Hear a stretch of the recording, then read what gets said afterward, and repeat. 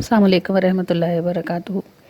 जी जनाब, आज दर्स वाले भी सारे और सफ़र मदीना वाले भी सारे हैरान परेशान होंगे कि भला आज की नात क्या हो सकती है। दुनिया में सब तरफ लाशें बिखरी पड़ी हैं और बहुत सी जगहों पर उठाने वाले भी नहीं हैं, संभालने वाले भी नहीं हैं, और ख़ुद वतन अज़ीज़ में भी हालात बहुत अच्छे नहीं हैं। आने वाले तकरीबन 7 दिन हमारे लिए चैलेंजिंग है।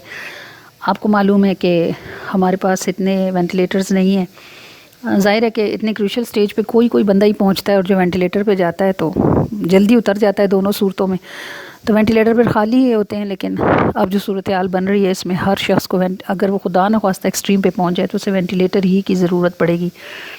तो परेशान कुन हालात हैं, बल्कि हम बचपन से अब बूढ़े होने को आए, हमने कभी अपनी ज़िंदगी में ऐसा मुश्किल वक्त नहीं देखा जैसा कि अब दुनिया में सब तरफ देखने में नज़र आ रहा है। तो जहन तो परेशान है, दिल भी गमगीन है। अल्लाह ताला कुल इंसानियत को आफ़ियत अता फ़रमाए और कुल उम्मत मुस्लिमा को निजात अता फ़रमाए और वतन अज़ीज़ पर अपनी ख़ास रहमत नाज़िल फ़रमाए। मैं भी कॉपी पेंसिल लेकर बैठी मदनीस, तो मुझे भी आज समझ नहीं आता था कि आज नात में क्या होगा, कैसे होगा। फिर नात शरीफ आई, अब आप सुने और देखें कि माहौल को देखें और नात को देखें कि तेरा ज़िक्र मेरे आका दो जहान से वरा है, सभी खाक में मिलेगा तेरी आन बान बाकी, न रहें अगर ज़ुबानें तेरा ज़िक्र फिर भी होगा, तेरा ज़िक्र करने वाला तेरा मेहरबान बाकी।